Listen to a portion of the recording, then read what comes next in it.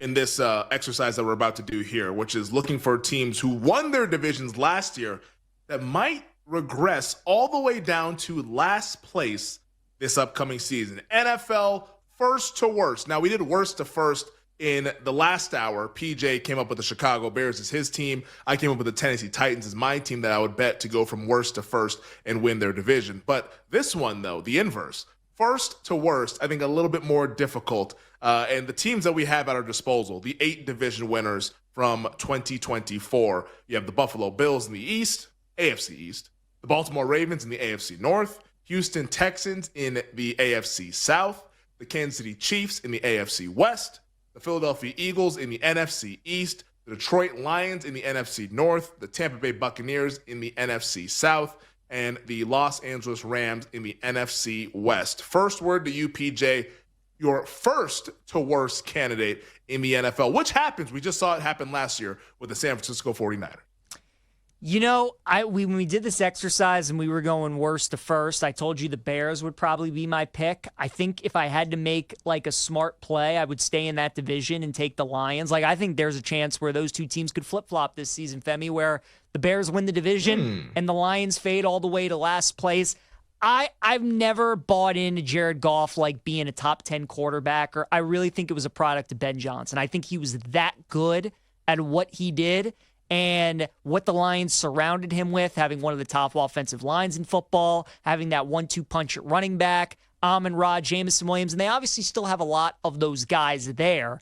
But losing Ben Johnson, his feel for how to call, I mean, you saw it last night with Caleb, right? Get the ball out of your hand quick, rhythm, timing, calling all the right plays. Not going to have that anymore. And then losing Frank Ragnow at center, a guy who had been there a long time, was obviously the main communicator on that offensive line. Jared Goff, not a mobile guy. Quarterbacks to begin with. Where's the place they don't want pressure? Up the middle. And you got a guy in Jared Goff now who's losing his center. He's not mobile. So I think losing Ragnow and Ben Johnson going to really hurt.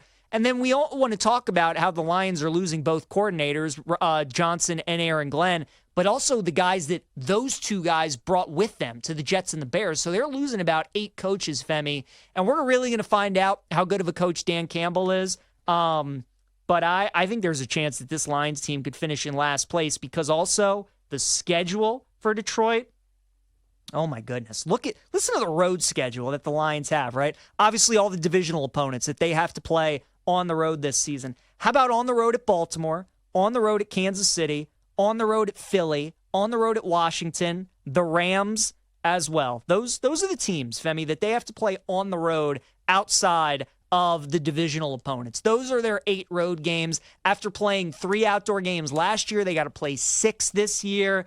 Just a whole lot that's telling me that the Lions are probably the team to fade. So I think if you're looking first to worst, I think there might be a flop potentially in the NFC North. I'd look at the Lions finishing in last. Wow. Going against the Dan Campbell culture that they've established in the Motor City. The Detroit last play. All of you anti-Goff people. Now, I'm about to sound like a Jared Goff stan. All of the anti-Goff people, when he left the Rams, it's just because of McVay. Goff's only good because of McVay. Now he goes to Detroit. He's only good because of Ben Johnson.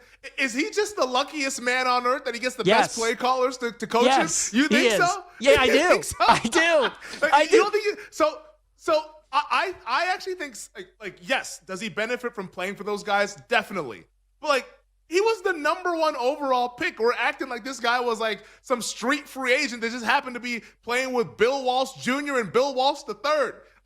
He gets some credit, right?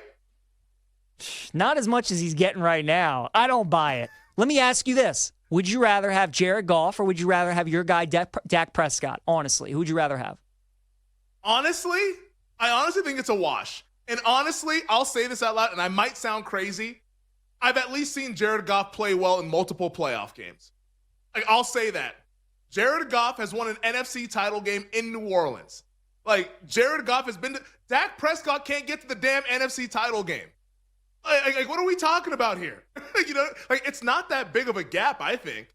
Jared Goff has been a productive quarterback. He's last year, 37 touchdowns, minimal interceptions outside of the Houston game. I think that with these mid-tier guys, it's 6-1, half a dozen to another. So I don't think it's that crazy to say that you would take Goff over Dak. I really don't. I'd rather have Dak. And I mean, it's close, but And then here come the 49ers, and here come the interceptions. Good luck. I don't know. If Jared Goff was the quarterback, though, of the Cowboys, and look, I know he had to win a playoff game for Detroit in the first time in a long time. Like, he also had to do some things that city hadn't seen. So he had pressure on him for sure. But the pressure that comes with being the Cowboys quarterback to the Lions, I think that plays a little bit of a part too. He has played well in the playoffs, to your point. I just think losing Ben Johnson, Ragnow, Femi, he's had McVay and Johnson. You could argue two of the top 4 or 5 play callers in all of football, and he's had them coaching him. So we'll see how he does without Ben Johnson this year. Yeah, there's going to be an adjustment, and I hear you. I just think that we're shortchanging Jared Goff. And I just remember we all did this when he went to Detroit, and everyone says, oh, he'll never amount to anything, and then he played pretty damn well. Now, all of a sudden, I guess he's just the luckiest man on planet Earth to ever touch a football.